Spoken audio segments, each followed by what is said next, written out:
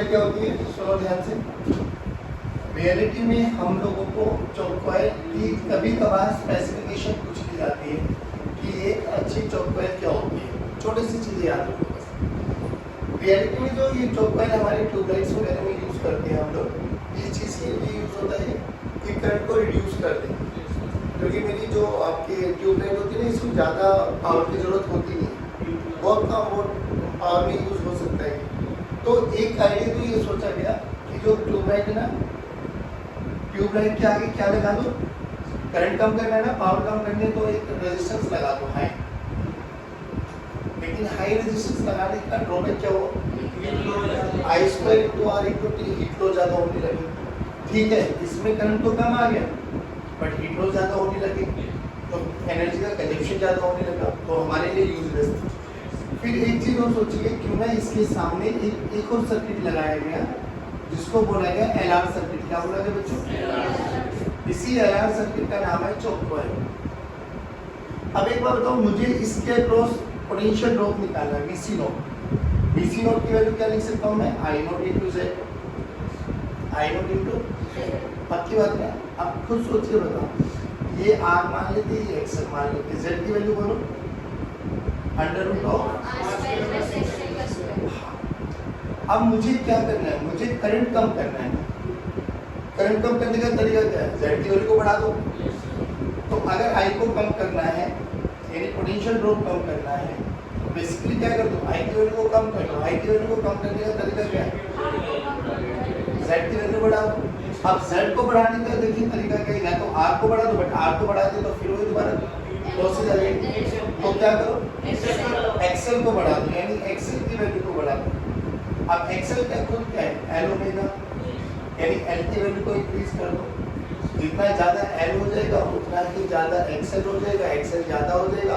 तो जो हमारे पास एक्सेल एंड एक्सी होते हैं, ये हमारे पास इमेजिनरी ऑपोजिशन होते हैं, रियल ऑपोजिशन नहीं होता। रियल ऑपोजिशन तो आर ही होता है। जब कभी भी हीट वगैरह प्रोड्यूस होती है तो केवल आर ही इफेक्ट करेगा उसको, ठीक है ना। तो एक्सेल बढ़ा दिया, एल बढ़ा दिया, तो बेसिकली हम लोगों की जो हमें पावर कम करनी थी, या इनसे करंट कम करना था, वो voltage drop across this tubelight कम करनी थी विदाउट एनर्जी को लॉस करने का। तो ये चौक कॉइल एक ऐसी डिवाइस है जो एनर्जी को, मतलब पोटेंशियल ड्रॉप कर देती है बिना एनर्जी को वेस्ट किए। बट रेजिस्टर क्या करती थी, पोटेंशियल को ड्रॉप ये भी कर देता था, बट इसमें हाई एनर्जी डिसिपेशन होती थी। चौक कॉइल कोई ऐसी डिवाइस है जिसमें एनर्जी ड्रॉप, पोटेंशियल ड्रॉप कर देती है but without wasting any energy. तो ये हमारे लिए बेनिफिशियल है। अब इसकी प्रॉपर्टी क्या है कि अगर चौक कॉइल के बारे में बात करो तो एल की वैल्यू ज़्यादा और आर की वैल्यू, एक अच्छी चौक कॉइल ये मानी जाती है जिसकी एल की वैल्यू ज़्यादा होती है और आर की value, basically it's an LR simplify. अब एक होता है हमारे पास एलसी ऑसिलेशंस। अब देख एलसी ऑसिलेशंस में क्या करना है हमें, याद करो, अगर हम लोगों ने एल और सी को, एल बेसिकली इंडक्टर और सी बेसिकली कैपेसिटर, हमने क्या करना है, कैपेसिटर को ना चार्ज कर लेना। क्या कर लेना है, अब सुनो, एक क्वेश्चन क्या पूछा गया, बहुत बेसिक सा क्वेश्चन है करंट इलेक्ट्रिसिटी का। उन्होंने बोला कि कैपेसिटर को ना हम लोगों ने चार्ज कर दिया। अगर कैपेसिटर को मैंने वी बैटरी के साथ चार्ज किया, जल्दी बताओ, सी कैपेसिटेंस से तो एनर्जी कितनी स्टोर हुई बच्चों, हाफ सी वी स्क्वायर, ठीक है ना। अब ये हाफ सी वी स्क्वायर लेके ना मेरा एक चार्ज कैपेसिटर बन गया। तो न्यूमेरिकल क्या पूछा गया कि इसको ना हमने एक रेजिस्टेंस लगा दिया, मतलब इसके दोनों टर्मिनल्स के क्रॉस ना एक रेजिस्टेंस लगा दिया। तो देखिए, पहले जब कैपेसिटर बैटरी के साथ लगा हुआ था तो उसने बैटरी से एनर्जी ली, ठीक है ना, बैटरी ने उसको चार्ज किया। चार्ज करने के बाद 1/2 CV स्क्वायर उसमें एनर्जी स्टोर हो गई। अब हमने इस चार्ज कैपेसिटर के साथ एक रेजिस्टर लगा दिया, तो अब जो ये कैपेसिटर है ना, ये बैटरी की तरह काम करेगा। तो क्या करेगा, ये एनर्जी को डिसिपेट करेगा। कितनी एनर्जी डिसिपेट कर सकता है बताना एक बार, जितनी उसके पास है। तो यही क्वेश्चन पूछा गया कि एक कैपेसिटर को चार्ज कर दिया गया, फिर उसके दोनों टर्मिनल्स में एक आर ओम का रेजिस्टेंस लगाया गया, ये डिसिपेशन बताओ। तो ये डिसिपेशन कितना हो जाएगा, जितना चार्ज था उतना ही डिसिपेट करेगा। तो ये डिसिपेशन डायरेक्ट क्या आ जाएगा बेटे, हाफ CV स्क्वायर। अब देख, ये एनर्जी था, मैंने रेजिस्टेंस लगाया, तब जाके एनर्जी डिसिपेट हुई ना। सोच अगर रेजिस्टेंस होता ही नहीं तो एनर्जी डिसिपेट। अब यही यूज कर रहे हैं हम लोग एलसी ऑसिलेशन में। क्या कि उन्होंने रेजिस्टेंस का तो यूज ही नहीं किया, बट रियलिटी में ऐसा कोई वायर, ऐसा कोई सर्किट नहीं है, ऐसा कोई डिवाइस नहीं है जिसका रेजिस्टेंस ना हो। आइडियल सिचुएशन मान के चलते हैं कि अगर मैंने एक ऐसा सर्किट बनाया जिसमें रेजिस्टेंस की वैल्यू 0 है, सोच के देख अगर रेजिस्टेंस की वैल्यू 0 होगी तो क्या एनर्जी का डिसिपेशन होगा? कभी भी। बट एनर्जी एक पॉइंट से दूसरे पॉइंट पर टू एंड फ्रो कर सकती जरूर है। अब वो चेक करो वो एलसी ऑसिलेशन में कैसे हुआ। हमने एक इंडक्टर लिया बच्चों और हमने एक कैपेसिटर लिया। अभी ये चार्ज कैपेसिटर है हमारा, और जब ये चार्ज कैपेसिटर है तो इसके अक्रॉस जो एनर्जी, कैपेसिटर के अक्रॉस एनर्जी किसके रूप में होती है? Electric field lines. मान लो इस पे ये पॉजिटिव चार्ज है Q नॉट मैक्सिमम मान लेते हैं, और इस पे मैक्सिमम चार्ज है Q नॉट माइनस। तो इलेक्ट्रिक फील्ड लाइंस इस डायरेक्शन में, एनर्जी बोलो C कैपेसिटेंस मान लेते हैं 1/2 नहीं CV² तो ठीक है, बट यहाँ पे चार्ज गिवन है मेरे पास, तो Q0²/C ये मेरे पास इनिशियल एनर्जी है in terms of electric field. अभी मैंने स्विच को नहीं प्रेस किया, अभी स्विच ओपन है मेरा, तो ये चार्ज कैपेसिटर है, ठीक। जैसे ही मैं स्विच को दबाऊंगा, अब ध्यान से सुनना, तुम्हें नहीं लगता चार्ज फ्लो करना स्टार्ट करेंगे? एक चीज हो, जैसे जैसे चार्ज फ्लो करना स्टार्ट करेंगे, तुझे नहीं लगता करंट वैल्यू बढ़ना स्टार्ट हो जाएगी?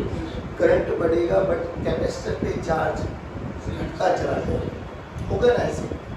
और एक साथ मतलब ऐसे नहीं कि जैसे स्विच दबाया इंस्टेंटली कैपेसिटर डिस्चार्ज हो गया। वो कैपेसिटर डिस्चार्ज कब होता था? जब हम एक लाइव वायर पकड़ के लगा देते, फटाक से डिस्चार्ज होता था। इस केस में वो सडनली डिस्चार्ज होगा क्या? नहीं, रीजन है क्यों? क्योंकि इंडक्टर लगा दिया गया। इंडक्टर क्या करेगा? जैसे जैसे करंट बढ़ेगा अपोज करेगा, बैक ईएमएफ पैदा करेगा, पक्की बात ना। अब ध्यान से देखा हुआ, तो यहाँ पर क्या हुआ, जैसे जैसे हमारा कैपेसिटर, जैसे मैंने स्विच को दबाया, इनिशियली मेरे पास कैपेसिटर कंप्लीटली चार्ज था और there is no energy associated with inductor. Inductor के क्रॉस एनर्जी कितनी होती है? 1/2 Li², याद रखना इसको। और किसके रूप में होती है? Magnetic field. सोच के देख, जैसे ही इसको दबाओगे चार्ज फ्लो करेगा। चार्ज फ्लो क्यों करेगा? क्योंकि अब जो ये चार्ज कैपेसिटर है ये बैटरी की तरह काम करने वाला है, तो चार्ज चलेगा, चार्ज फ्लो करना बढ़ेगा तो I बढ़ेगा, बट कैपेसिटर पे चार्ज के बारे में क्या ख्याल है? वो घटता चला जाएगा। तो एक रिलेशन में लिखता हूँ, I का फॉर्मूला है -dQ/dt। ये बताओ क्यों लिखा मैंने? क्योंकि करंट बढ़ रहा है बट चार्ज डन। अब एक बार बताओ, जब करंट बढ़ना स्टार्ट होगा इनिशियली t=0 पे चर्चा करो, क्या कैपेसिटर कंप्लीटली चार्ज? कुछ टाइम के बाद कैपेसिटर का चार्ज घटना स्टार्ट हो जाएगा, यानी जो कैपेसिटर की एनर्जी कंप्लीटली फिल्ड था, तुम्हें नहीं लगता वो एनर्जी धीरे धीरे कम होती चली जाएगी? बट क्या सर्किट में करंट फ्लो हुआ? हाँ। कैपेसिटर में मतलब इंडक्टर में एनर्जी आई, यस, कितनी? 1/2 Li²। धीरे धीरे होगा क्या बाबा? कैपेसिटर का चार्ज कंप्लीटली वैनिश आउट हो जाएगा, डन। इसके अक्रॉस मैक्सिमम एनर्जी आ जाएगी, कितनी बाबू? 1/2 Li²। I0 बोले तो maximum current in the circuit. अब चूंकि there is no resistance at all, कोई रेजिस्टेंस नहीं है, तो जो एनर्जी पहले ऐसे जाएगी फिर वो वापस आएगा, यानी पहले ये हायर पोलैरिटी था, फिर ये हायर पोलैरिटी बन जाएगा, फिर एनर्जी का डिसिपेशन इस तरफ हो जाएगा, फिर ऐसे एंड ये ऑसिलेशन चलता रहता है एनर्जी का। बट ये आइडियल सिचुएशन है जब हम लोग क्या मान के चल रहे हैं, there is no resistance in this circuit, ठीक है? ये होती है एलसी ऑसिलेशन। तो रियलिटी में होता क्या है? कैपेसिटर ऐसे समझ के चलो, एक गिलास आपके पास कैपेसिटर का है और एक गिलास आपके पास मैग्नेटिक एनर्जी। अच्छा, इंडक्टर में जो एनर्जी स्टोर होती है वो किस रूप में होती है? Magnetic field lines. तो जैसे करंट चलेगा बच्चों, करंट चलेगा तो ये हुआ ना, करंट चला तो मैग्नेटिक फील्ड लाइंस इस डायरेक्शन में बनेगी। पहले 1 बनेगी, फिर 2 बनेगी, फिर 3 बनेगी, फिर 4 बनेगी। जैसे जैसे करंट मैक्सिमम होता चला जाए मैग्नेटिक फील्ड लाइंस बढ़ती चली जाए, एंड सो कोई दिक्कत नहीं। ऐसे समझ के चल कि मेरे पास एक ग्लास आपके पास कैपेसिटर का मान लो और एक आपके पास इंडक्टर का मान लो।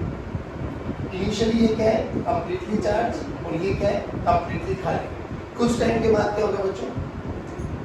ये घटना स्टार्ट हो जाएगा और ये वाला बढ़ना स्टार्ट हो जाएगा। लेकिन किसी भी इंस्टेंट पर हम ये कह सकते हैं टोटल एनर्जी क्या रहेगी, कांस्टेंट है ना, जितनी इसकी एनर्जी है। एक टाइम ऐसा आएगा कि ये कंप्लीटली चार्ज हो, मतलब इसके पास मैक्सिमम एनर्जी आ जाएगी और ये कंप्लीटली डिस्चार्ज, मतलब इसकी एनर्जी कंप्लीटली खत्म हो गई होगी। फिर यही एनर्जी का ऑसिलेशन कंटिन्यूएशन में चलता रहता है। तो मैक्सिमम सिचुएशन पे मैं ये बोल सकता हूँ जो इनिशियल एनर्जी थी इलेक्ट्रिक फील्ड के रूप में वही फाइनली मैग्नेटिक फील्ड के रूप में स्टोर हो गई होगी। तो मैक्सिमम एनर्जी की सिचुएशन देखो, दोनों की इक्वेट करने एक बनी 1/2 Q naught का square by C must be equals to 1/2 L I naught का स्क्वायर। क्या 1/2 कैंसिल आउट हो जाएगा बच्चों, ये एक रिलेशन बन जाएगा आपके पास Q naught का square by C this is equals to L I naught का स्क्वायर। अब एक चीज और बताऊं मुझे, जब ये सब चीजें होती जा रही है ना, अब सिंपल सा फंडा बताओ, इसके अक्रॉस कितना पोटेंशियल मालूम है Q naught बाय C, इसके अक्रॉस कितना मालूम L di बाय dt है ना, L di बाय, किसी भी इंस्टेंट पे मान लेते हैं इसमें आपके पास चार्ज रहेगा Q और इसमें जो बैक ईएमएफ बना that is L di by dt। चलो केवीएल लगाओ एक बार, ये पॉइंट से घूम घाम के वापस इसी पॉइंट पर आओ। चलो VA प्लस से minus minus L di by dt minus से plus plus Q by C this is equals to VA भी कैंसिल आउट बच्चों, तो ध्यान से देख क्या बोल सकता हूँ L di बाय dt सही है ना, Q by C हाँ equals to Q by C। पक्की बात, शो ध्यान चलिए ठीक है हमारे पास। अब ध्यान से देख di बाय dt को मैं क्या लिख सकता हूँ, di बाय dt को मैं क्या लिख सकता हूँ, माइनस देखो I की वैल्यू को रखो माइनस dq बाय रखो, यहाँ पे L को उधर लेके चले जाओ आप, तो d बाय dt और I की वैल्यू को रखो minus dq by dt, minus बाहर लेके आ जाओ dq बाय dt, उधर जाके क्या बन गया q by c into L। ठीक है, ये वाली टर्म को भी उधर लेके आ जाओ या उस टर्म को इधर लेके आ जाओ, तो यहाँ पे क्या बना ध्यान से देखो, d स्क्वायर माइनस कॉमन लेके उधर खत्म कर रहा हूँ, d square q by dt का square plus q by cl this is equals to 0। तुम्हें नहीं लगता ये कुछ ऐसी क्वेश्चन आप लोगों ने 11th स्टैंडर्ड में भी पढ़ी है ना, क्या पढ़ी है उसमें। हाँ बच्चों, ये इक्वेशन आप लोगों ने पढ़ा हुआ है पहले, कहाँ पर, SHM में।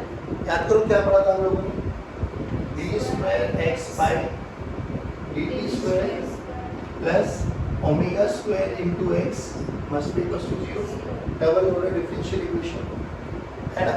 ये तुझे नहीं लगता ये SHM की इक्वेशन, पक्की बात है ना, SHM की इक्वेशन थी तो इसके दो सॉल्यूशन हुआ करते थे, x equals to a sin of omega t, x equals to a cos of, तो रियलिटी में वो x में थी, इसमें q में, तो यहाँ से q का भी एक रिलेशन बनता है क्या बेटा, q this is equals to q naught cos of omega t plus general solution सही।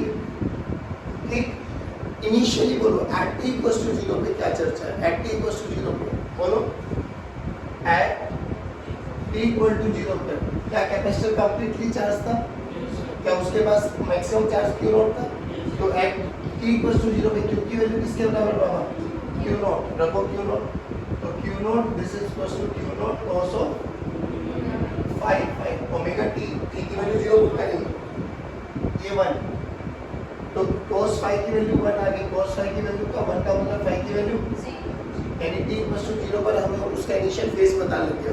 तो इनिशियल इक्वेशन क्या बन गई, ध्यान से देखो, q this is equals to q naught cos of omega t, ये हमारी चार्ज की रिलेशन आ गई। इस चार्ज की रिलेशन को एक बार डिफरेंशिएट करेंगे हमें i मिल जाएगा, i क्या होता है dq बाय, करो एक बार dq बाय dt चलो, और dq बाय dt देखो क्या हो जाएगा minus q naught omega sine of omega t, यहाँ पे उठा के रख दो, माइनस माइनस प्लस हो जाएगा, तो i की वैल्यू देखो क्या होगी, i this is equals to q naught omega sine of omega t, standard equation क्या हो जाएगी बाबा, i this is equals to i naught sine of omega.